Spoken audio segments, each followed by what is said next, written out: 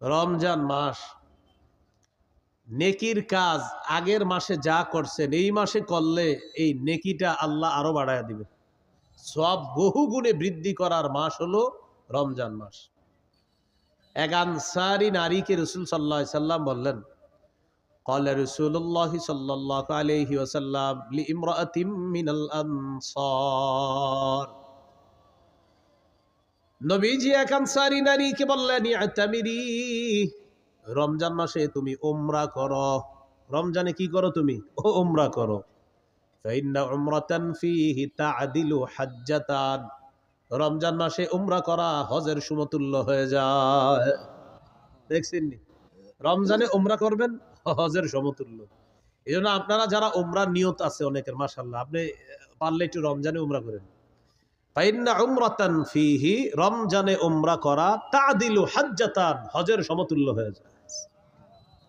আল্লাহ যাদেরকে সামর্থ্য দান করছে একবার রমজানে একটু গিয়ে দেখেন কি অবস্থা হয় সেখানে। আল্লাহ তৌফিক দান করেন। তাহলে রমজান মাস সওয়াব বহুগুণে বৃদ্ধির মাস। এই মাস হলো কি মাস? রমজান মাস। রমজান মাস শয়তানকে শিকলে আবদ্ধ করার মাস। ক্বালা রাসূলুল্লাহ সাল্লাল্লাহু আলাইহি ওয়াসাল্লাম, ইযা কানা আউয়ালু লাইলাতিন মিন শাহরি রমাদান সুফিদাতিশ শায়াতিন ওয়া ফি রিওয়ায়াতিন সুলসিলাতিশ শায়াতিন ওয়া মারাদাতুল জিন। রমজানের প্রথম রাত যখন শুরু হয়, অবাধ্য জিনগুলাকে শিকলে আবদ্ধ করা হয়, শয়তানকে শিকলে বন্দী করা হয়। তাহলে রমজানে আমরা দুষ্টামি করি কেন? রমজান মাসে শয়তান তো শিকলে আবদ্ধ, রমজানে এরপরেও গুনাহ করে না অনেকে? এটা কেন করে বলেন? অভ্যাসগত গুনাহ। কি গুনাহ? রমজানে যারা গুনাহ করে এটা অভ্যাসগত গুনাহ করে। প্রতিদিন রাত 7টা বাজে সে রিমোট দিয়ে টেলিভিশন ছাড়ে। রমজানে আপনার ইফতারির পরে কি করছে? 7টা বাজে বাস রিমোটটা হাতে নিয়ে ছেড়ে দিছিল। স্ত্রী বলে, রমজান মাস আপনারা জানেন না? ও ইন্নালিল্লাহি ওয়া ইন্না ইলাইহি, মানে ওনার মনে নেই, আসলে উনি যে রমজান এটা মনে নেই। আজকে রিমোটটা নিছে রমজানে, কি কারণে? অভ্যাস। ওই যে প্রতিদিন টেলিভিশন ছাড়ে, রমজানেও ছাড়ছে, অভ্যাসগত গুনাহ। এখান থেকে কি বোঝা যায়? আপনি আজকে থেকেই গুনাহ ছেড়ে দেওয়ার অভ্যাস করেন, না হয় রমজানে গিয়ে অভ্যাস ছাড়তে পারবেন না। আল্লাহ তৌফিক দান করেন। আল্লাহ তাআলা পবিত্র কোরআনে বলেন, ওয়াযারু যাহিরাল ইসমি ওয়া বাতিনাহ, প্রকাশ্য গুনাহ গোপন গুনাহ ছেড়ে দাও। রমজানের প্রস্তুতির মধ্যে এটা একটা প্রস্তুতি, প্রকাশ্য গুনাহ গোপন গুনাহ ছেড়ে দাও। তাহলে আজকে থেকে প্রকাশ্য পাপ গোপন পাপ সবগুলা ছেড়ে দিব, বলেন ইনশাআল্লাহ। সূরা আনআমের 151 নম্বর আয়াতে আল্লাহ বলেন, ওয়ালা তাকরাবুল ফাওয়াহিশা মা যাহারা মিনহা ওয়া মা বাতান, প্রকাশ্য অশ্লীলতা গোপন অশ্লীলতার কাছেও যেও না। প্রকাশ্য অশ্লীলতা গোপন অশ্লীলতার কাছেও যেও না। আপনি মোবাইলে কিছু গুনাহ করেন, রাতে দরজা বন্ধ করে আড়ালে আবডালে, যা আপনার মা জানে না, আপনার বাবা জানে না, আল্লাহ দেখছে আপনাকে প্রতিটা মুহূর্তে। এই প্রকাশ্য পাপের কাছে যাওয়াটা এখনই ছেড়ে দেন। যেমন জিনা নামক পাপের মধ্যে অনেকে জড়িয়ে পড়ে মোবাইলের মাধ্যমে। কানের জিনা, চোখের জিনা, ভিডিও কলে কথা বলছেন, যার সাথে কথা বলা হারাম, চোখের জিনা হচ্ছে। যার সাথে কথা বলা হারাম তার সাথে কথা বলছেন, মুখের জিনা হচ্ছে। দেখে দেখে কথা বলছেন, চোখের জিনা। কানে শুনছেন তো কানের জিনা। মোবাইলে কোনো SMS লেখছেন খারাপ তাকে, এটা হাতের জিনা হচ্ছে। তার সাথে সাক্ষাৎ করবেন, পা দিয়ে হেঁটে হেঁটে রওনা করলেন, পায়ের জিনা হচ্ছে। অন্তরে কল্পনা করছেন সে দেখতে এমন এমন, অন্তরের জিনা হচ্ছে। সহিহ বুখারী 6612 নম্বর হাদিস। রাসূলুল্লাহ সাল্লাল্লাহু আলাইহি সাল্লাম বলেন, ইন্নাল্লাহা কাতাবা আলা ইবনি আদম হাজ্জাহু মিনাজ জিনা আদরাকা যালিকা লা মাহালা। আল্লাহ তাআলা আদম সন্তানকে জিনার পরীক্ষা দ্বারা পরীক্ষা করেন। এই পরীক্ষায় সবাই পড়বে। ফাজিনাল আইনি আন নাজরু, চোখের জিনা হলো দেখা। এবার আমার সাথে একটু বলেন, বলেন যাকে সরাসরি দেখা হারাম, চোখের জিনা, তাকে মোবাইলে দেখাও চোখের জিনা হারাম। যুবক ভাইয়েরা একটু আওয়াজ দিয়ে বললেন, যাকে সরাসরি দেখা হারাম তাকে মোবাইলে দেখা যাকে সরাসরি দেখলে চোখের জিনা হয় তাকে মোবাইলে দেখলেও ফাজিনাল আইনি আন নজরু, চোখের জিনা হলো দেখা। ওয়াজিনাল লিসানাল মানতিক, জিহ্বার জিনা হলো কথা বলা। ওয়ান নাফসু তামান্না ওয়া তাশতাহি, অন্তরের জিনা হলো কল্পনা করা। আপনি কল্পনা করছেন মনে মনে, অন্তরের জিনা। সত্যি করে বলেন, এই জিনায় মানুষ কি পরিমাণ প্রতিদিন প্রতিনিয়ত জড়িয়ে পড়ছে। আর কত বলেন, কবে আপনি গুনাহ ছাড়বেন? আর কত নেয়ামত আল্লাহর ভোগ করার পর আপনার উপলব্ধিতে আসবে যে আমি আল্লাহরটা খাইতেছি, আল্লাহরটা ভোগ করতেছি, সে আল্লাহ নাফরমানি আমি করতেছি। কিন্তু কবে আপনার বুঝ আসবে যে না, আমার নাফরমানি করা উচিত না?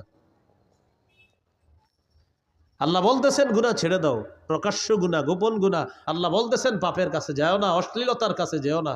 সূরা বানী ইসরাঈল 31 নম্বর আয়াতে বললেন ওয়ালা তাকরাবুজ জিনা, বান্দা জিনার কাছেও যাও না। বলেন নাই জিনা কইরো না, বলছি জিনার কাছেও যাও না। এই আয়াতের ব্যাখ্যায় মুফাসসিরিন কেরাম বলেন মা ইউকাররিবু ইলা জিনা, যা জিনা পর্যন্ত বান্দাকে পৌঁছে দেয় এটার কাছে যাওয়া যাবে না। বান্দাকে যে জিনিস জিনা পর্যন্ত পৌঁছে দেয় এটার কাছে বান্দা যাওয়া যাবে না। এই জন্য ভাইয়ারা, স্মার্টফোন ব্যবহার করলে যার বেশিরভাগ অংশ আপনার গুনাহ হয়, তো আপনি না করাই উত্তম। যদি স্মার্টফোন ব্যবহার এমন হয় বিষয়টা যে আপনি 90% গুনাহ শুধু এটা দিয়ে করতেছেন আর 10% আপনি ভালো কাজ করেন, সেক্ষেত্রে আপনারাই বলেন কি হুজুর 90 ভাগ গুনাহ করে এটা দিয়ে। যদি এমনটা হয় তো আপনি স্মার্টফোন কিভাবে ব্যবহার করেন বলেন? কারণ আপনি তো 90 ভাগ গুনাহ এটা দিয়ে করতেছেন। কোনো আলেম আপনাকে ডাইরেক্ট এটা বলবে না যে তুমি ব্যবহার করবে না, কিন্তু আলেম বলবে তোমার যদি এটা দিয়ে সারাক্ষণ গুনাহ হয় তাহলে তো তুমি এটা ব্যবহার করবে। তো 90 ভাগ গুনাহ যেটা দিয়ে করতেছেন আপনি, না আপনি এটা ব্যবহার করতে পারছেন না। আপনি আপনার অফিসিয়াল কাজগুলা করেন, করে এটা রেখে দেন, কেউ আপনাকে না করবে না। কিন্তু আপনি এটা দিয়া পুরা দুনিয়ার সব গুনাহ আপনি পকেটের মধ্যে নিয়ে ঘুরতেছেন, তখন ওলামায়ে কেরাম আপনাকে বলবে না তুমি এটা ব্যবহার করবে না। কারণ সত্যি করে বলেন, স্মার্টফোন দিয়ে কি গুনাহ হয় মানুষের?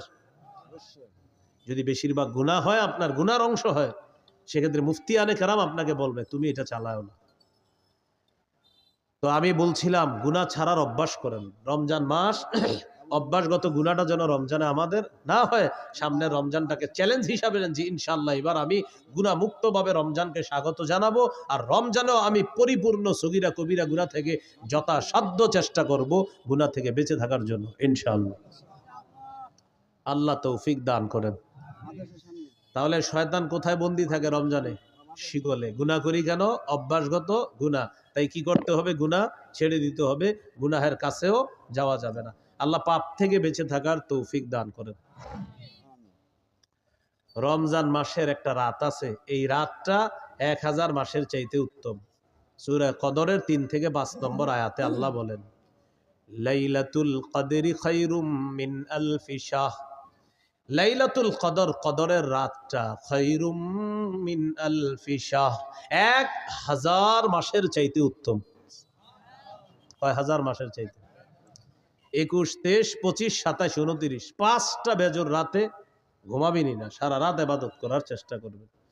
27কে কেন্দ্র করে অপেক্ষা থাকেন না, 21 ইবাদত করবেন, 23তম রজনীত ইবাদত করবেন, 25তম রজনীত ইবাদত করবেন, 27, 29তম রজনীতে ইবাদত করবেন।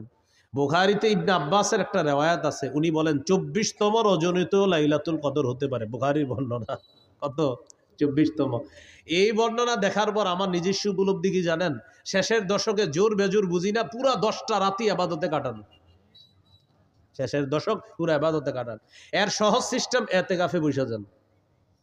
এতেকাফে বসে যান, বাস শেষ দশক, শেষ 10 রাতটা আপনি শুধু ইবাদতে কাটাবেন। এর সহজ উপায় কি? এতেকাফে যদি বসে যান তখন তো আপনি সারাক্ষণ ইবাদতেই আছেন। সুবহানাল্লাহ। এই জন্য যারা এতেকাফে বসে তারা তো লাইলাতুল কদর পেয়েই যেগুলো। তো যাই হোক, এই রমজানটা শেষের দশকটা একদম মনোযোগ সহকারে প্রতিদিন ইবাদত করবেন, প্রতি রাত বেশি থেকে বেশি ইবাদত করবেন। আল্লাহ তৌফিক দান করেন। এরপরেও যেন বেজর রাত্রিগুলো একটাও আমাদের মিস না হয়। মনে থাকবে তো ইনশাআল্লাহ? আল্লাহ তৌফিক দান করেন। এই হলো রমজান মাসের গুরুত্ব। এখন আমরা জানবো রোজার গুরুত্ব। রোজা, রোজা, সিয়াম। সৌমের আবিধানিক অর্থ হলো আল ইমতিনা, বিরত থাকা। সৌমের আবিধানিক অর্থ হলো বিরত থাকা। কথা না বলাকেও সৌম বলা হয়। কথা না বলাকেও কি বলা হয় ভাই? কথা না বলা কাকে বলে দেখেন তো, আমার দিকে তাকান, এই যে কথা বললাম না, চুপচাপ থাকলাম, এটাকে কি বলা হয়? সৌম বলা হয়। পেরেশান হেন না, হ্যাঁ? ফ্যান খুঁজতেছেন, পেরেশান হেন না, সমস্যা নেই। হ্যাঁ, আমার গরম দেখে উনি পেরেশান যে ফ্যান লাগবে না, ফ্যান লাগবে না। এটা হয়, এই মুহূর্তগুলো আপনার হঠাৎ গরম হঠাৎ ঠান্ডা, কিছুদিন পরে হয়তো গরমকাল আল্লাহ তাআলা দিয়ে দিবেন। সৌমের আবিধানিক অর্থ আলিমতিনা, বিরত থাকা। সৌমের আরেকটা আবিধানিক অর্থ হলো কথা বলা থেকে বিরত থাকা। এইটা আমাদের দেশে যদি আইন করা যাইত, রমজানে কথা না বলা, হ্যাঁ, খুব ভালো হইতো। এমনি রোজা রাখে না খায়া, কিন্তু জিহ্বা বন্ধ রাখে না। মানে জিহ্বাকে খানা থেকে বন্ধ রাখলেও আপনার এটা দিয়ে গুনাহ থেকে বন্ধ রাখে না, মানে খানা থেকে বন্ধ, গুনাহ থেকে কি না বন্ধ না। যদি এরকম একটা মানে আপনার আইন হয়ে যাইতো যে বিশেষ করে বাংলাদেশে যারা আছে এদের জন্য জিহ্বাটা নিয়ন্ত্রণ করতে হবে। কারণ আমাদের দেশে আপনার রমজান আসলেই সব জিনিসের দাম বাড়ানো শুরু হয়, জিহ্বার মিথ্যা শুরু হয়। অথচ সারা পৃথিবীর অন্যান্য দেশে রমজান যত আসে মুসলমানদের জন্য দ্রব্য মূল্য তত সহনীয় করে দেওয়া হয়, কমায় দেওয়া হয়। সৌদি আরবে রমজান যত আসে, আগে যেটার দাম ছিল বেশি, খেজুরের দাম যদি হয় 10 রিয়াল, রমজান মাসে করে দিবে 5 রিয়াল। পানির দাম যদি হয় 2 রিয়াল, রমজানে 1 রিয়াল। তাদের ইয়াকিন যে একে আল্লাহ 70 দিবে, এটা তাদের ইয়াকিন। আমরা কি করি, যত রমজান কাছায় আর খালি খুঁজে হুজুর যে কি কি খায় মুসলমান। 1 নাম্বার খেজুর, বাস বাড়াও দাম। 2 নাম্বার, রমজানের কতটুকু অংশ গরম থাকবে? শেষ 20 গরম থাকবে। এবার রমজান আপনার শেষের 20 একটু গরম হবে, তাহলে তরমুজ আটকায় রাখো, শেষের 20-এ মারো তরমুজ ইচ্ছা মতো। প্রথমে আটকায় রাখবে, ছাড়বে না প্রথম দিকে, তখন এটা বাড়াবে, গুদামজাত করবে, এরপরে আপনার এটা সময় মতো বাড়ায়া দিবে। এটা কি বলেন ভালো কাজ হলো, না এটা সুযোগের অসৎ ব্যবহার করা হলো? অসৎ ব্যবহার। এটা মুসলমানকে, রোজাদারকে কষ্ট দেওয়ার শামিল। আল্লাহ হেফাজত করেন।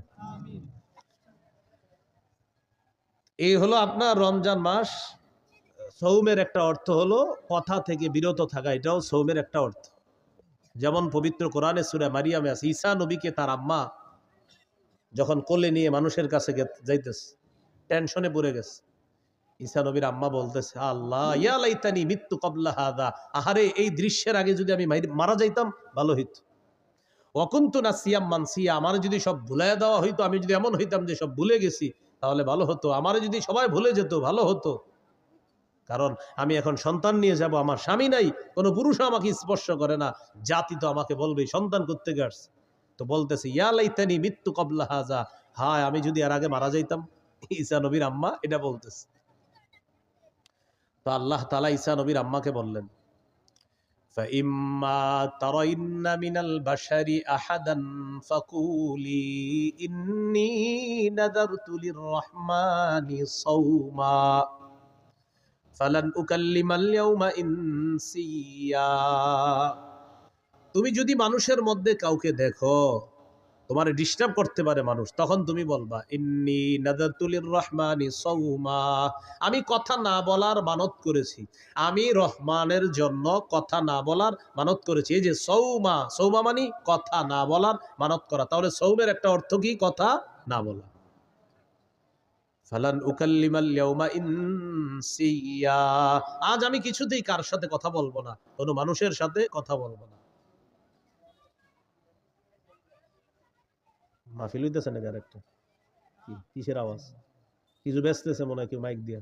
নিষেধ করেন তো, এরকম না আপনাদের মাহফিলের পাশে মাইক বাজবে কেন?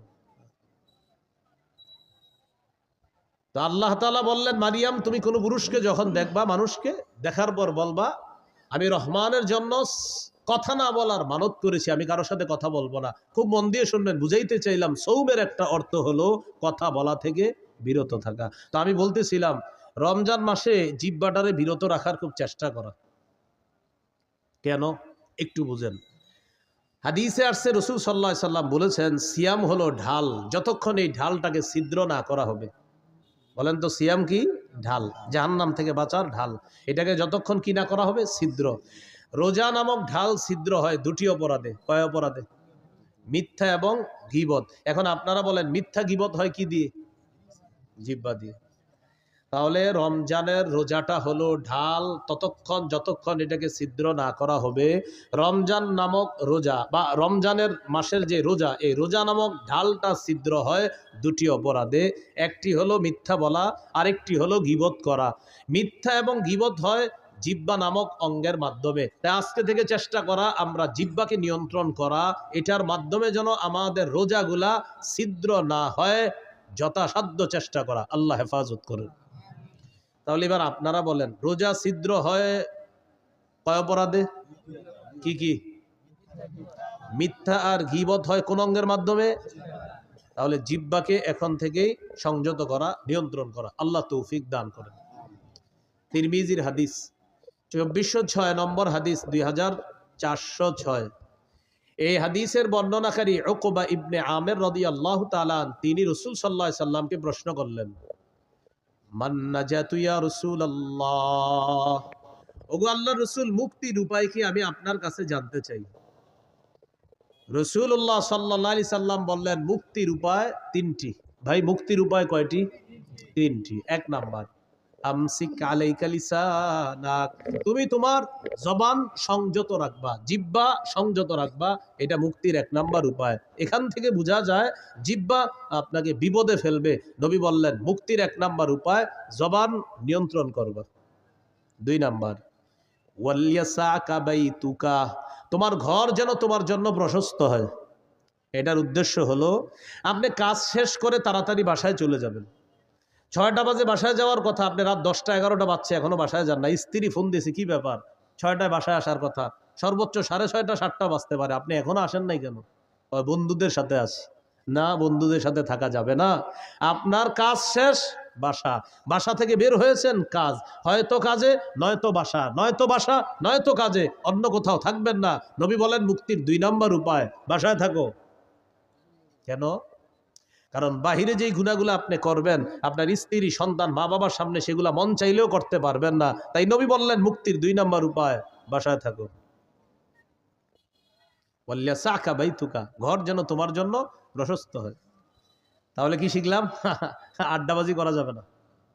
3 নাম্বার, ওয়াবকি আলা খাতিআতিক, তুমি তোমার গুনাহের জন্য কান্নাকাটি করো। তুমি তোমার গুনাহের জন্য কান্নাকাটি করো। তাহলে এখানে মুক্তির 3টা উপায়। 1 নাম্বার, জিহ্বা সংযত রাখা, জবান সংযত করা। বলেন তো, রোজা নামক ঢাল ছিদ্র হয় কয় অপরাধে? কি কি? মিথ্যা গীবত হয় কি দিয়ে? নবী মুক্তির উপায় বলছে কয়টা? এর মধ্যে 1 নাম্বার কি নিয়ন্ত্রণ করা? জিহ্বা।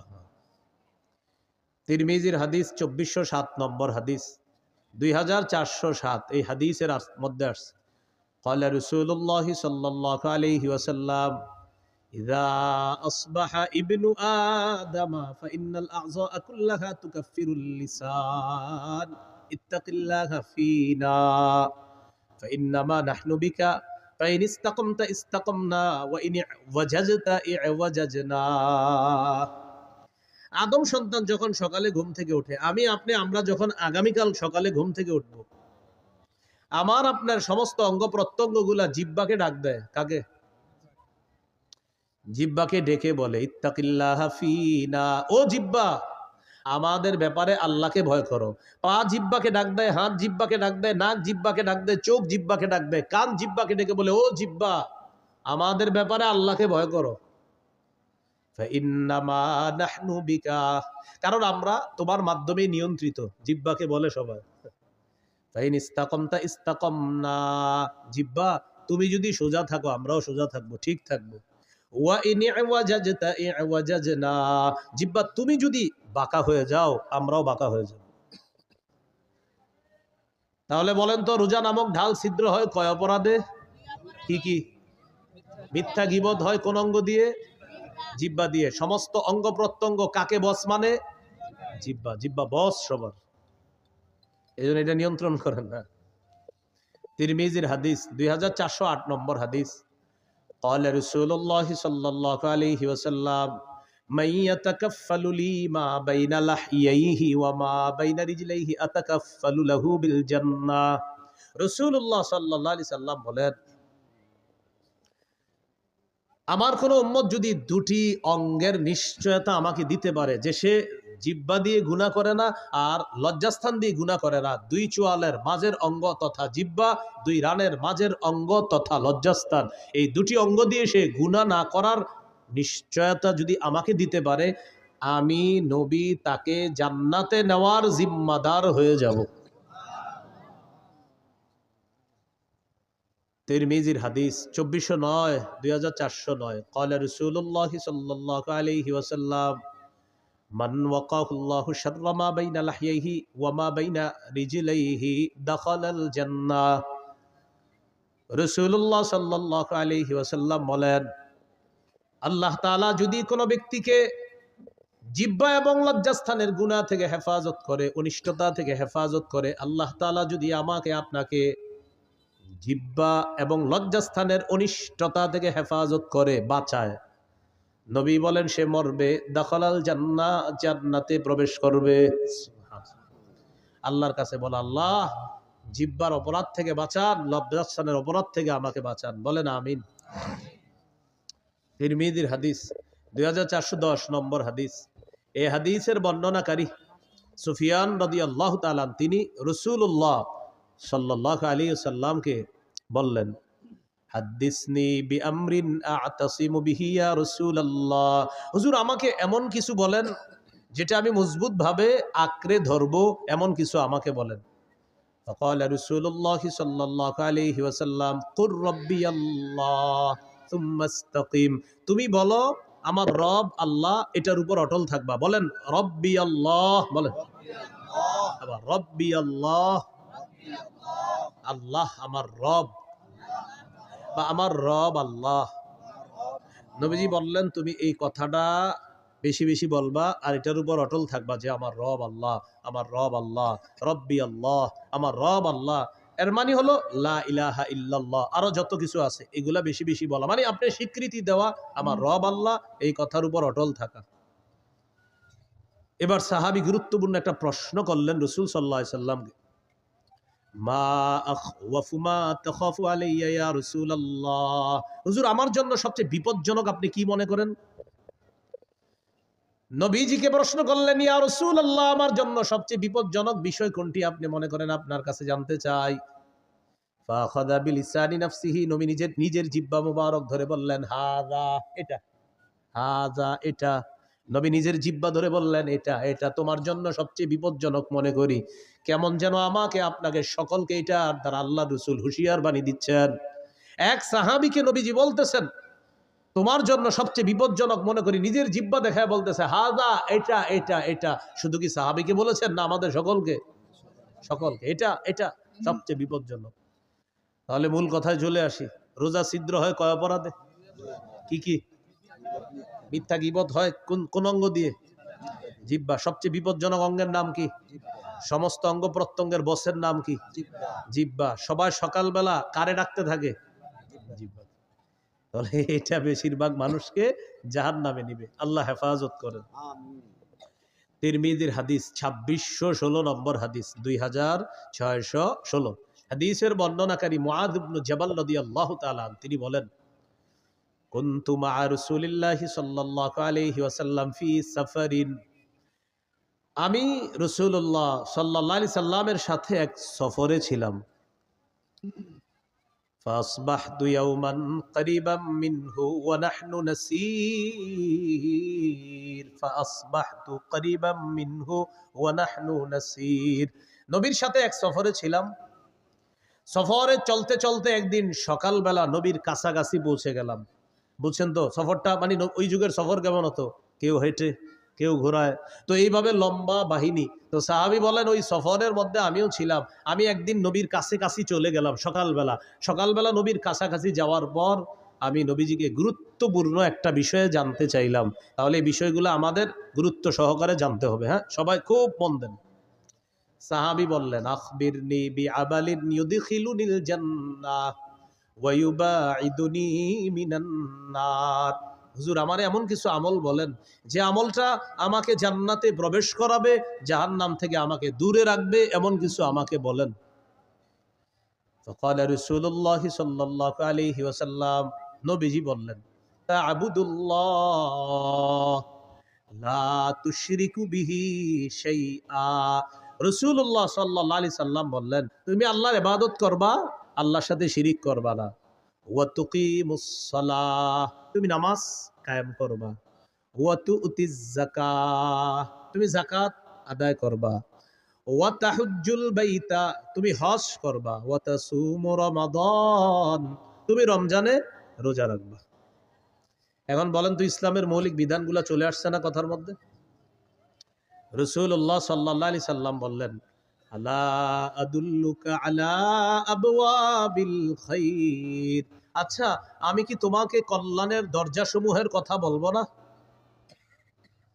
এবার নবীজি বললেন, কল্যাণের অনেকগুলা দরজার মধ্যে উল্লেখযোগ্য দরজা হলো 3টি। কল্যাণের উল্লেখযোগ্য দরজা কয়টি? 1 নাম্বার সওমু জুন্নাহ, 1 নাম্বার কল্যাণের দরজা হলো সিয়াম, রোজা রাখা। 2 নাম্বার সাদাকাতু তুতফিউল খাতিআতা কামা ইউতফিউল মাউন নার। 2 নাম্বার কল্যাণের দরজা হলো সদকা করা। সদকা এমন একটি ইবাদত, পানি যেমন আগুনকে নিভিয়ে দেয়, সদকা মানুষের গুনাহগুলোকে ধুয়ে মুছে সাফ করে দেয়। তুতফিউ, নিভিয়ে দেয়, সদকা গুনাহকে মিটিয়ে দেয়, নিভিয়ে দেয়। পানি যেমন আগুনকে নিভিয়ে দেয়, তো সদকা গুনাহকে এমন ভাবে মিটিয়ে দেয়, বিলীন করে দেয়, পানি যেমন আগুনকে বিলীন করে দেয়, মিটিয়ে দেয়। তো সদকা 2 নাম্বার দরজা। 3 নাম্বার ওয়া সালাতুর রাজুলি মি জাওফিল লাইল, রাতে তাহাজ্জুদ পড়া। কি পড়া? রাতে তাহাজ্জুদের নামাজ পড়া রাতের বেলা। এখন আপনার রিজিক দরকার, কল্যাণ দরকার, তো এই 3 ইবাদত বাড়ায় দিতে হবে আপনার। রোজা রাখা, সদকা করা, তাহাজ্জুদ পড়া। বলতে পারেন হুজুর আমার তো টাকাই নেই, সদকা করবো কি? 1 টাকা দিবেন, 1 টাকা থাকলে 1 টাকাই সদকা করবেন। তাহলে রোজা রাখা, সদকা করা, তাহাজ্জুদ পড়া, এইটা হলো আপনার কল্যাণের দরজা। নবীজি এটা বলার পর বললেন, আলা উখবিরুকা বিরাসিল আমরি কুল্লিহি ওয়া আবুদিহি ওয়া দিরওয়াতি সানামি, আচ্ছা আমি কি তোমাকে কোন জিনিসের মূল কোনটা এটা বলবো না, খুঁটি কোনটা এটা বলবো না, আর সর্বোচ্চ চূড়া কোনটা এটা বলবো না? তখন নবী বললেন, রাসুল আমরি আল ইসলাম, মূলের নাম ইসলাম। সুবহানাল্লাহ। ভাই মূলের নাম কি? ওয়া আবুদুহু আস-সালাহ, খুঁটির নাম নামাজ। ওয়া দিরওয়াতু সানাবিহি আল জিহাদ, সর্বোচ্চ চূড়ার নাম হলো জিহাদ, সর্বোচ্চ শিখরের নাম হলো জিহাদ। তাহলে মূলের নাম ইসলাম, খুঁটির নাম নামাজ, সর্বোচ্চ শাখা চূড়া এটার নাম হলো জিহাদ। তাহলে মূলের নাম, খুঁটির নাম, সর্বোচ্চ চূড়া জিহাদ। এখন একটু মন দিয়ে বুঝেন তো, নামাজের কথা আসছে, রোজা, হজ, যাকাত, জিহাদ, সদকা, এরপরে আপনার কল্যাণের দরজা, ইসলাম, সব কিছু চলে আসছে ওয়াজের মধ্যে। এর মানে আমাদের নবী মৌলিক যে ওয়াজটা করেছেন ওই সাহাবীকে, এই মৌলিক কথাগুলা গবেষণা করলে আপনি সারা জীবন কাটাই দিতে পারবেন। ওই সাহাবীকে এই ওয়াজগুলা করলেন, করার পর নবীজি সর্বশেষ যেটা বললেন, আপনার আশ্চর্য হবেন এটা শুনলে। নবীজি এগুলা বলার পর সাহাবীকে বললেন, আলা আদুল্লুকা আলা মালাকি যালিকা কুল্লিহি, আমি যে তোমাকে এতগুলা কথা বললাম, ইবাদত করতে বললাম, নামাজ পড়তে বললাম, যাকাত দিতে বললাম, হজ করতে বললাম, রোজা রাখতে বললাম, কল্যাণের দরজাসমূহের পরিচয় তোমাকে দিয়ে দিলাম, সদকার কথা বললাম, তাহাজ্জুদের কথা বললাম, জিহাদের কথা বললাম, খুঁটির কথা বললাম, সর্বোচ্চ চূড়া জিহাদ এটার কথাও বললাম, ইসলামের কথাও বললাম। নবীজি বলেন, এই সবগুলা বিষয় তোমাকে বললাম, এর সার নির্যাসটা কি আমি তোমাকে বলবো না? এগুলার সার নির্যাসটা কি তোমাকে বলবো না? সার নির্যাসটা এখনো বাকি আছে, সেটা কি তোমাকে বলবো না? এখন আপনারা বলেন, সার নির্যাসটাই তো আমাদের দরকার। সাহাবী অবাক, এতক্ষণ সুন্দর ওয়াজ করলেন নবীজি, এখনো নাকি সার নির্যাস বাকি। তো নবী সার নির্যাস বলার সময় বললেন, আখাযা বিল ইনসানিহি, জিহ্বা ধরলেন, ধরার পর বললেন, মুআজ কুফা আলাইকা হাযা, এটা নিয়ন্ত্রণ করো, উপরের সব ওয়াজ ঠিক থাকবে। এটা নিয়ন্ত্রণ করো, সব ঠিক থাকবে। মানুষ জিহ্বার মাধ্যমে তার আমলগুলো নষ্ট করে দেয়, সব বরবাদ করে দেয়। রাতে তাহাজ্জুদ পড়ছে 3টার দিকে, কয়টা? তো পাশাপাশি 2 জন হাঁটে সকালে, তো আমি ওনারে খালি বলি, আপনার বিড়ালটা 3টা বাজে এত ডিস্টার্ব করে ওনারে। উনি আমার একদিন বলে, আচ্ছা তিনটায় ডেলি আপনার ডিস্টার্ব করে কেন? তা আমি বললাম 3টায় তাহাজ্জুদ পড়ি তো, এই জন্য বিড়ালটা ওই সময় আমার ডিস্টার্ব। মানে আমার এতদিন বিড়াল বলার মাকসাদ হলো ওনারা জানানো আমি যে 3টায় তাহাজ্জুদ পড়ি। আসলে ওনার বিড়াল ডিস্টার্ব করে এটা আমার মূল উদ্দেশ্য না। উদ্দেশ্য উনি আমারে বলবে যে আচ্ছা বিড়ালটা 3টায় ডিস্টার্ব করে কেন আপনার? 3টা একেও না, 59ও না, 2টা, কিন্তু আপনার 3টায় ডেলি ডিস্টার্বটা করে কেন?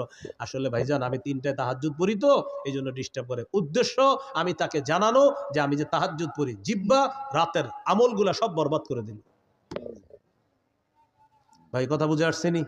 তো নবীজি বললেন সব ঠিক থাকবে, এইটা ঠিক রাখো। এটা সাহাবী প্রশ্ন করলেন, ইন্না লামুআখাযুনা বিমা নাতাকাল্লামু বিহি ইয়া রাসূলুল্লাহ। ইয়া রাসূলুল্লাহ, জিহ্বার অপরাধেও কি আমাদেরকে পাকড়াও করা হবে, ধরা হবে? আপনার কাছে জানতে চাই। নবীজি বললেন, হাল ইয়াকুব্বুন নাসা ফিন নারি আলা ওয়ুজুহিহিম আও আলা মানাখিরিহিম ইল্লা হাসাইদু আলসিনাতিহিম। বেশিরভাগ মানুষের মাথাটা নিচের দিকে, পাগুলা উপরের দিকে দিয়ে জাহান্নামে সাথে নিক্ষেপ করা হবে শুধু তার জিহ্বার কর্তৃত ফসলের কারণে, জিহ্বার অপরাধের কারণে তাকে জাহান্নামে নিক্ষেপ করা হবে, শুধুমাত্র জিহ্বার অপরাধে। তাহলে বলেন বেশিরভাগ মানুষ জাহান্নামে যাবে কোন অঙ্গের অপরাধে? রোজা ছিদ্র হয় কয় অপরাধে? কি কি? মিথ্যা গীবত হয় কোন অঙ্গ দিয়ে? জিহ্বার কারণে বেশিরভাগ মানুষ কোথায় যাবে? নবী বললেন জাহান্নাম থেকে বাঁচার ঢাল হলো রোজা। রোজা ছিদ্র হয় মিথ্যা আর গীবতের মাধ্যমে, মিথ্যা গীবত হয় জিহ্বা দিয়ে। নবী বলেন জিহ্বার কারণে বেশিরভাগ মানুষ জাহান্নামে যায়। আল্লাহ আমাদেরকে হেফাজত করেন। তাহলে জিহ্বার গুনাহ থেকে বাঁচবো তো ইনশাআল্লাহ। এই হলো সৌমের আবিধানিক অর্থ। মনে আছে না? মনে নাই? সৌমের আবিধানিক অর্থ বিরত থাকা, আর আরেকটা হলো বললাম কথা বলা থেকে বিরত থাকাকেও সৌম বলা হয়। ছিদ্র হয়ে যাবে। পারিভাষিক অর্থ আল ইমসাক আনিল মুফাত্তিরাতিত থালাস ওয়া হিয়া আত-তাআম ওয়াশ-শারাব ওয়াল-জিমা।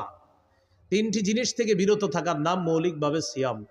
খানা পান করা, স্ত্রী সহবাস থেকে বিরত থাকা, এটার নাম হলো সিয়াম। এটা পারিভাষিক অর্থ। রমজানের রোজা যে ফরজ করা হয়েছে 4টি ধাপে ফরজ করা হয়েছে। কয় ধাপে? একটু যদি আপনারা মন দিয়ে শোনেন আশা করি বিষয়গুলো ক্লিয়ার ভাবে বুঝে আসবে। একটু আমার সাথে বলেন। বলেন অভ্যাস, আদেশ,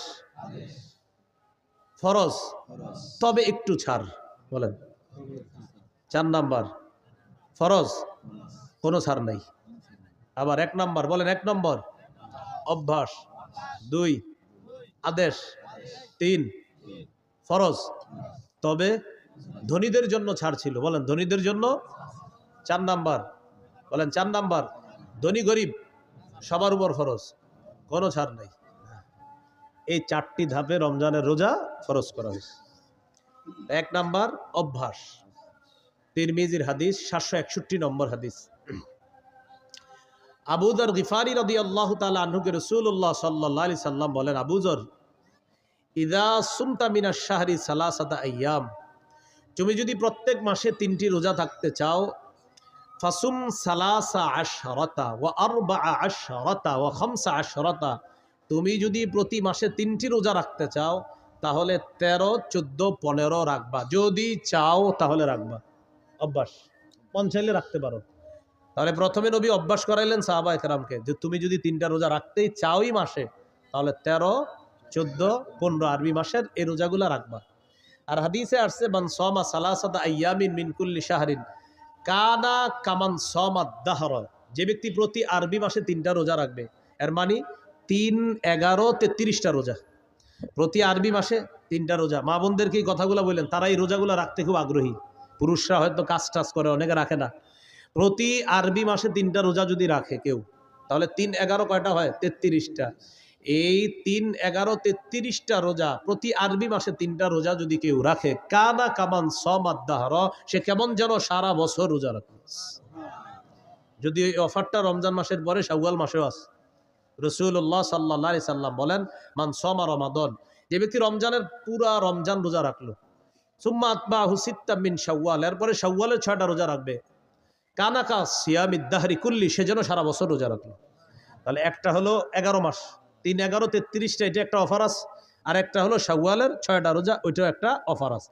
তো যাই হোক, আমাদের মূল আলোচনা ছিল 1 নাম্বার অভ্যাস। নবীজি অভ্যাস করেছে, চাইলে 3টা রোজা আরবি মাসে রাখতে পারো। 2 নম্বর কি ছিল? আদেশ।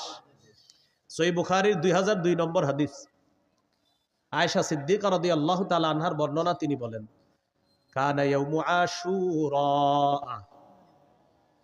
আশুরার দিনটা এমন ছিল, তাসুমুহু কুরাইশুন ফিল জাহিলিয়াহ, জাহিলি যুগে কুরাইশরা মুহররমের 10 তারিখে রোজা রাখত। ওয়া কানা রাসূলুল্লাহ সাল্লাল্লাহু আলাইহি ওয়াসাল্লাম ইয়াসুমু, নবীজিও মুহররমের 10 তারিখে রোজা রাখতেন। খুব বুঝেন, জাহিলি যুগে কুরাইশরা মুহররমের 10 তারিখে রোজা রাখতো। আমাদের নবীজি সাল্লাল্লাহু আলাইহি সাল্লাম তিনিও রোজা রাখতেন। কবে? মুহররমের 10 তারিখ। ফালাম্মা কাদিমাল মাদিনা, নবীজি যখন মদিনা আসলেন, আসার পর দেখে ইহুদিরা মুহররমের 10 তারিখে রোজা রাখে। ফাকালা রাসূলুল্লাহ সাল্লাল্লাহু আলাইহি ওয়াসাল্লাম, নবীজি বলেন, আচ্ছা তোমরা আজকে রোজা রাখো কেন মুহররমের 10 তারিখে? ইহুদিরা জবাব দিল, হাদা ইয়াউমুন নাজ্জাল্লাহু ফীহি মূসা, এটা এমন একটা দিন যেই দিনে আল্লাহ মুসা নবীকে ফেরাউনের বাহিনী থেকে মুক্তি দিয়েছিলেন। ফাসামাহু শুকরান লিল্লাহ, মুসা নবী শুকরিয়া আদায় করার জন্য মুহররমের 10 তারিখে রোজা রাখছে। আমরা তার অনুসরণে মুহররমের 10 তারিখে রোজা রাখি। কাদের বক্তব্য? ইহুদিদের।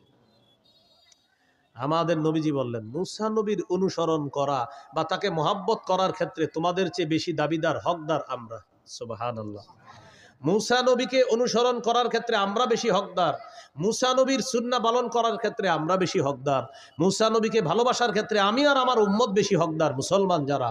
নবীজি গুরুত্ব দিয়ে মুহররমের 10 তারিখে রোজা রাখা শুরু করলেন। সাহাবীদেরকে আমারও বিসিয়ামিহি আদেশ করলেন, এখন থেকে মুহররমের 10 তারিখে তোমরাও রোজা রাখবা। অন্য বর্ণনায় আসে মুহররমের 10 তারিখে তোমরা রাখবা, যেহেতু ইহুদিরা রাখে তোমরা আগে পরে একটা রাখবা, হয়তো 9-10 রাখো, না হয় 10-11 রাখো, তাদের বিরোধিতা করো। বুঝে আসছিনি? তাহলে এটা কি অভ্যাস না হুকুম? তাহলে 1 নাম্বার ছিল অভ্যাস, 2 নাম্বার হুকুম, আমারও বিসিয়ামিহি, এই মুহররমের 10 তারিখে রোজাটা রাখো তোমরা। 3 নাম্বার ফরজ, তবে একটু ছাড়। কাদের জন্য? ধনীদের জন্য। সূরা বাকারার 183 নম্বর আয়াতে আল্লাহ বলেন, ইয়া আইয়ুহাল্লাযীনা আমানু কুতিবা আলাইকুমুস সিয়াম, হে ঈমানদারগণ তোমাদের উপর সিয়াম ফরজ করা হয়েছে। কামা কুতিবা আলাল্লাযীনা মিন ক্বাবলিকুম লাআল্লাকুম তাত্তাকুন, যেমনি ভাবে পূর্ববর্তীদের উপর সিয়াম ফরজ করা হয়েছে। তাহলে এবার সিয়াম ফরজ করা হয়ে গেল। তবে পরে আয়াতে আল্লাহ বলেন, ওয়া আলাল্লাযীনা ইউতীকুনাহু ফিদিয়াতুন তাআমু মিসকিন, সম্পদশালী মানুষের মধ্যে যাদের জন্য রোজা রাখতে কষ্ট হয়, সম্পদশালীদের মধ্যে যাদের জন্য রোজা রাখতে কি হয়? কষ্ট হয়, তারা চাইলে রোজা না রেখে ফিদিয়াতুন, একটা ফিদিয়া আদায় করে দিবে। তাআমু মিসকিন, অসহায় মিসকিনদেরকে একদিন খাওয়ায়া দিবে। তাহলে 3 নাম্বার ফরজ রোজা, তবে ধনী মানুষ যারা, তারা যদি রোজা রাখতে কষ্ট হয় তাহলে একটা রোজার বিনিময়ে একজন মিসকিনকে খাওয়ায়া দিবে ফিদিয়া হিসাবে। এটা ছিল 3 নাম্বার ফরজ, তবে একটু ছাড়। 4 নাম্বার, ফামান শাহিদা মিনকুমুশ শাহরা ফালইয়াসুমহু, শোনো আর ছাড় নাই, তোমাদের মধ্যে যারা রমজান মাস পাবা, সে ধনী হোক গরিব হোক, ওজর ছাড়া আর রোজা ভাঙা যাবে না, সবার রোজা রাখতে হবে, সে ধনী হোক গরিব হোক। তাহলে ধনী হোক গরিব হোক, আগের বিধানটা এটার মাধ্যমে রহিত করে দেওয়া হয়েছে। ফামান শাহিদা মিনকুমুশ শাহরা, তোমাদের মধ্যে যারাই রমজান পাবা, ফালইয়াসুমহু, সেই রোজা রাখতে হবে, চাই ধনী হোক চাই গরিব হোক। এই হলো 4টি ধাপে আল্লাহ রোজা ফরজ করছে। তাহলে 3 নাম্বারটা একটু শিথিল ছিল, 4 নাম্বার আর কোনো শিথিল নাই, ফরজ। রোজা ফরজ হওয়ার পর 2 নাম্বার কি ছিল? ওলামা হযরত না অন্যরা বলবেন 2 নাম্বার কি ছিল? আদেশ। রমজানে রোজা ফরজ হওয়ার পর এই আদেশটা চলে গেল। হাদিসে আসে, তারাকা ইয়াউমা আশুরা ফালাম্মা ফুরিদা রমাদান, রমজানের রোজা যখন ফরজ হলো, নবীজি কি করলেন? তারাকা ইয়াউমা আশুরা, আশুরার দিনে রোজা যে গুরুত্ব দিয়ে রাখতেন, এই বিধানটা নবী শিথিল করে দিলেন। নবী এই বিধানটাকে আপনার শিথিল করে দিয়ে ঘোষণা করে দিলেন, ফামান শাআ সামা ওয়ামান শাআ তারাকা, শোনো, রমজানের রোজা যেহেতু ফরজ হয়ে গিয়েছে, এখন আর তোমরা আবশ্যক না মুহররমের 10 তারিখে রোজা রাখা, মন চাইলে রাখবা, মন না চাইলে রাখবা না, কারণ এখন রোজা ফরজ করা হয়েছে। বুঝে আসছিনি? তাহলে 1 নাম্বার অভ্যাস, 2 নাম্বার আদেশ। বলেন আদেশটা কি আর আছে? কিসের মাধ্যমে এটা রহিত? ফরজের মাধ্যমে। হ্যাঁ, 3 নাম্বার ফরজ, একটু শিথিল ছিল কাদের জন্য? ধনীদের জন্য। 4 নাম্বার কোনো শিথিলতা নাই, ধনী গরিব সবাই রাখতে হবে, তবে অসুস্থ অথবা সফরে থাকলে সেটা মাসালা ভিন্ন। ফামান কানা মিনকুম মারিদান, তোমাদের মধ্যে কেউ যদি অসুস্থ থাকে আও আলা সাফার, অথবা সফরে থাকে, আর এই কারণে যদি সে রোজা রাখতে না পারে, ফাইদ্দাতুম মিন আইয়ামিন উখর, গনে গনে রেখে দিবে, পরে রোজাগুলা আদায় করে নিবে। এখানে একটা মাসালা, আমাদের মা বোনরা সহ অসুস্থতার কারণে যারাই রোজা রাখতে না পারে রমজান মাস, কথার কথা আমাদের কোনো বোন মা অসুস্থতার কারণে তিনি 4টি 5টি 6টি রোজা রাখতে পারে নাই, এখন তিনি রমজানের পরে কি মাস? আরবি শাওয়াল মাস, শাওয়ালের ফজিলতও চায়, আবার ভাঙতি রোজাগুলোও আদায় করবে। এখন অনেকে কি করে, ভাঙতি রোজা আদায় করতে গিয়ে শাওয়ালের নিয়ত করে ফেলে যে আমি আজকে ভাঙতি রোজা রাখতেছি, রমজানে যে 6টা রোজা আমার বাকি আছে, কথার কথা রমজানে ওনার 5টা রোজা ভাঙতি ছিল, তো উনি নিয়ত করছে আজকে আমি রোজা রাখতেছি, আমার রমজানে যে 5টা রোজা বাদ গেছে, আজকে প্রথম রোজা রাখলাম, আবার শাওয়ালের 6 রোজার 1 রোজার নিয়ত করলাম, হবে না। বলেন কি এটা হবে না? তাদাখুল হবে না, আলাদা রাখতে হবে। যদি অসুস্থতার কারণে কথার কথা আপনার 4টি রোজা রাখতে পারেন নাই, 5টি রোজা রাখতে পারেন নাই, এটা আলাদা রাখতে হবে। আর শাওয়ালের 6 রোজার ফজিলতের জন্য 6টা রোজা আলাদা রাখতে হবে। বুঝে আসছেনি? ফজিলতের জন্য আলাদা, ভাঙতি রোজা আলাদা। আল্লাহ আমাদেরকে মনে রাখার তৌফিক দান করেন। রমজানের প্রথম রাত যখন শুরু হবে, প্রথম রাতে তারাবি পড়বেন। রাতে কি পড়বেন? সাহাবী কারামের ঐক্যমতে 20 রাকাত তারাবি, সাহাবায়ে কারামের ঐক্যমত 20 রাকাত তারাবি পড়বেন প্রথম রাতে। সাহারির সময় উঠা নবীর 12 মাসের একটা আমল আছে, 8 রাকাত তাহাজ্জুদ। বলেন কোন মাসের আমল এটা? 12 মাস নবী কয় রাকাত তাহাজ্জুদ পড়তেন? 8 রাকাত। এই 12 মাসের তাহাজ্জুদের 8 রাকাতের আমলটা সাহারির সময় করতে পারেন। হুজুর কেন 12 মাস করলে সমস্যা কি? আপনি কইরেন, আজকেও কইরেন, সমস্যা নেই, আজকেও আপনি 8 রাকাত কইরেন। কিন্তু রমজানে যেহেতু সাহারির সময় আল্লাহ আমাদেরকে উঠাইয়া দেয়, যেহেতু আমরা উঠি, একটা সুযোগ আছে আমাদের, তো এই সুযোগটা গ্রহণ করে রমজানে আমরা 8 রাকাত তাহাজ্জুদ পড়ার চেষ্টা করব। তাহলে তাহাজ্জুদ বলেন 12 মাসের আমল, বলেন তাহাজ্জুদ 8 রাকাত তাহাজ্জুদ, এটা কোন মাসের আমল? এটা আপনি রমজানে পড়তে পারেন যেহেতু সাহারির সময় ওঠেন। আর তারাবি এটা 12 মাসের আমল না, এটা শুধু রমজানের আমল। তাহলে তারাবি 20 রাকাত পড়বেন সাহাবায়ে কেরামের ঐক্যমতে। হাফেজ সাহেব যারা আছি আমরা একটু ধীরস্থিরভাবে তারাবিতে তেলাওয়াত করব, যেন মুসল্লিরা তেলাওয়াতগুলা বুঝতে পারে। দ্রুত আমরা তেলাওয়াত করব না, খুব সুন্দরভাবে আমরা তেলাওয়াত করব। কাদির, হাকিম, আলিম, সুদূর, এগুলা কিন্তু মুসল্লিরা বুঝে। 12 নাম্বার পাড়ায় রশিদ আছে না, কয়েকবার রশিদ, আমাদের এক মুসল্লি নাম আব্দুর রশিদ, উনি গনছে, কয় হুজুর আজকে আমি 12 নাম্বার পাড়াটা পড়ছি, আর আমার নামটা কয়েকবার ছিল, আমি গুনছি আপনি এতবার পড়ছেন কিনা। রশিদ আমারে বলছে 12 নাম্বার পাড়ার দিন, একদম পুরো আব্দুর রশিদ ভাই এখন আছে লালবাগে, উনি 12 নাম্বার পাড়ার দিন আমার 1 বছর বলছে। এখন আমি ওই মসজিদে না, আরেক মসজিদে দাঁড়াই পড়াই, তো যে ওখানে যখন পড়াইতাম লালবাগে আপনার আমলিগুলা এসি মসজিদ, তো ওখানে আব্দুর রশিদ ভাই আছে একজন, তো উনি ওনার নাম যেহেতু আব্দুর রশিদ, তো 12 নাম্বার পাড়ায় রশিদ আছে কয়েকবার, তো উনি গুনে রাখছে যে উনি 12 নাম্বার পাড়াটা পড়ছে, আর গুনে রাখছে রশিদ। হ্যাঁ, এভাবে গুনে রাখছে আপনার যে অমা আমরু ফিরআউনা বিরশিদ আলাইসা মিনকুম রাজুলুর রশিদ, এইভাবে রশিদ আছে কয়েকবার 12 নাম্বার পাড়ায়, তো ওনার নাম আব্দুর রশিদ। তো এই বেচারা আইসা গনছে, কয় হুজুর রশিদটা কিন্তু আপনি যেই আমি গুনছি আপনি যে ঠিক এতবারে আমি পড়ছি আজকে, আপনি এতবারই পড়ছেন, তার মানে বেচারা আমার পড়াটা মন দিয়ে শুনছে।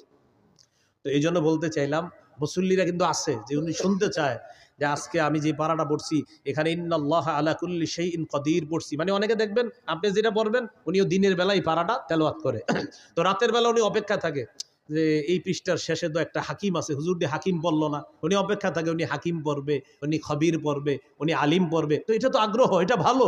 এই জন্য আমরা একটু বুঝিয়ে শুনিয়ে তাদেরকে পড়ার একটু চেষ্টা করবো, বলেন ইনশাআল্লাহ। সুন্দরভাবে দেখেন এইখানে যারা আছে যারা হাফেজ না তারাও কিন্তু এই আয়াতটার সাথে পরিচিত, ইন্নাল্লাহা আলা কুল্লি শাইইন কাদির, সবাই পরিচিত না আপনারা? তো এটা যখন নামাজে শুনবেন আপনার মাথার ওহো এটা তো আমিও চিনি, এটা আমিও জানি, এই আয়াত তো আমিও পারি, আল্লাহু আলা কুল্লি শাইইন কাদির, এটা আমিও পারি। এরপরে আপনার আল্লাহু খাবীরুম বিমা তা'মালুন, ইন্নাল্লাহা খাবীরুম বিমা তা'মালুন, এগুলো আপনি। এরপরে 19 নম্বর পারায় আছে আপনার বিসমিল্লাহির ইন্নাহু মিন সুলাইমান ওয়া ইন্নাহু বিসমিল্লাহির রহমানির রহিম। আচ্ছা বিসমিল্লাহির রহমানির রহিম পারেন না এমন কেউ আছেন? তিনি যখন 19 নম্বর পারার দিন শুনবে বিসমিল্লাহির রহমানির রহিম বলছে, হুজুরে হুজুর আসলে ঠিকই তো, এটা তো আছে এখানে, এইভাবে তার আগ্রহ তৈরি হবে। হ্যাঁ, 24 নম্বর পারায় আছে আলহামদুলিল্লাহি রাব্বিল আলামিন, 24 পারার 15 নম্বর পৃষ্ঠায় আছে আপনার যে আলহামদুলিল্লাহি রাব্বিল আলামিন। তখন আপনারা আলহামদুলিল্লাহি রাব্বিল আলামিন পারেন না কে কে? সবাই পারেন। বুঝাইতে চাইলাম অনেক মুসল্লি আছে যারা অনেক পরিচিত আয়াত আছে, তারা এগুলো শুনতে চায় যে তারা ভিতরে হুজুর পড়বে আর আমি এটা মন দিয়ে শুনবো। তাহলে আমরা এইভাবে বুঝিয়ে শুনিয়ে একটু তেলাওয়াত করার চেষ্টা করব, বলেন ইনশাআল্লাহ। তাহলে রমজান মাসে আমরা তারাবি পড়বো, সাহাবী কারামের ঐক্যমতে 20 রাকাত তারাবি পড়বো, ধীরস্থির ভাবে পড়বো। আর 8 টাকার তাহাজ্জুদ এটা নবীজির 12 মাসের আমল। প্রশ্ন হলো হুজুর এটা 12 মাস করি না কেন? আপনি করেন, কোনো সমস্যা নাই, কিন্তু রমজানে যেহেতু সাহারির সময় আল্লাহ আমাদেরকে উঠি খাওয়ার জন্য 8 টাকার তাহাজ্জুদ পড়ার চেষ্টা করব। রমজানের দিনের বেলা যদি কেউ আপনার কাছে আইসা আপনারে বলে ভাই কি অবস্থা, কেমন আছেন, বলবেন আলহামদুলিল্লাহ, তো তারাবি পড়ছেন? জি পড়ছি। এরকম কিছু লোক আপনারে বলবে। কয় রাকাত পড়ছেন? বলবেন তারাই পড়ছি তো 20 রাকাত পড়ছি। 8 পড়েন নাই? বলবেন 8ও পড়ছি। 20 পড়ছেন? হ্যাঁ 20ও পড়ছি। আরে 20 8 দোনোটাই পড়ছেন, এটা কোনো কথা? পড়েন নাই কি? বলবেন ঝগড়া পড়ি নাই। কি পড়ি নাই? ঝগড়া। পড়ছেন কি? বলবেন 20ও পড়ছি 8ও পড়ছি। তো 20 কি বললেন? বলবেন সাহাবায়ে কেরামের ঐক্যমতে 20 রাকাত তারাবি এটা পড়েছি। 8 কি বললেন? নবীজির 12 মাসের আমল তাহাজ্জুদ 8 রাকাত এটাও পড়েছি। পড়েন নাই কি? ঝগড়া পড়ি নাই। যে নিয়তে আপনি আসছেন এটা আমি পড়ি নাই। আসসালামু আলাইকুম জান। নবীজি বলে দিয়েছেন ফাইন সাববাহু আহাদুন, কেউ যদি তোমার সাথে ঝগড়া করতে আসে বলবা ইন্নী ইমরুউন সাইম, ভাই আমি রোজাদার, ঝগড়া করতে পারবো না। মনে থাকবে তো ইনশাআল্লাহ? আল্লাহ তৌফিক দান করেন। ইনশাআল্লাহ আশা করি আমি আগামী 5-6 দিনের মধ্যে রমজান বিষয়ক আমার একটা কিতাব বের হয়ে যাবে ইনশাআল্লাহ। ওই মিম্বরের আমানত 8 খণ্ড আবাদত আসে। 9ম খণ্ডের মধ্যে আলোচনা হলো যাকাত, রমজান, হজ। 9ম খণ্ডের আলোচনা যাকাত, রমজান, হজ, কোরবানি, মুহররম। যাকাত, রমজান, হজ, কোরবানি, মুহররম, সফর। সফরে কিছু কুসংস্কার আছে। এই পুরো আলোচনাগুলো 9ম খণ্ডে আছে। তো ওলামা হযরতদের অনেকে বলে ওইটা কবে আসবে? আমি আসলে 6 মাস ধরে বলতেছি আসবে আসবে, এখনো আসে না। তো সর্বশেষ বলতেছি ইনশাআল্লাহ আশা করি 5-7 দিনের মধ্যে এটা যে কোনোভাবে ইনশাল্লাহ আনার চেষ্টা করতেছি। তাও ইনশাল্লাহ কিন্তু বারবার বলতেছি। আপনার আবার এরকম বলার সুযোগ নাই। কই বললেন তো 5-7 দিনের মধ্যে আসে নাই তো। বারবার বলতেছি ইনশাআল্লাহ আসবে, হ্যাঁ? তো এটা আপনারা একটু সংগ্রহ করে নিবেন। এখন ওই গাড়িতে 1 থেকে 8 খণ্ড আছে। এখন গাড়িতে 1 থেকে 8 খণ্ড আছে।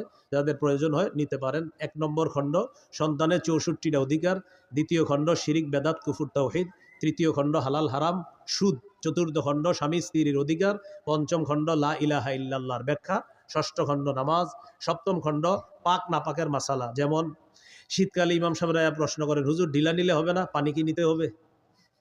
আর গরমকালে প্রশ্ন করে হুজুর পানি নিলে চলবে না, ঢিলা নিতে হবে। এখন করবেন কোনটা? এটা 7ম খণ্ডে আলোচনা আছে। 8ম খণ্ডে আপনার নামাজের মাসালাগুলা আলোচনা আছে 8ম খণ্ডে। যাদের প্রয়োজন হয় গাড়ির কাচ না ভেঙে গাড়ি থেকে সংগ্রহ করতে পারেন। আসসালামু আলাইকুম ওয়া রাহমাতুল্লাহি ওয়া বারাকাতুহু। হ্যাঁ সাহরি খাওয়ার পরে যদি সময় থাকে অবশ্যই তাহাজ্জুদ পড়তে পারবেন। যদি সাহরি খাওয়ার পরে আপনার এখনো আধা ঘন্টা বাকি, তাহাজ্জুদ পড়বেন, কোনো সমস্যা নেই। হ্যাঁ, হ্যাঁ।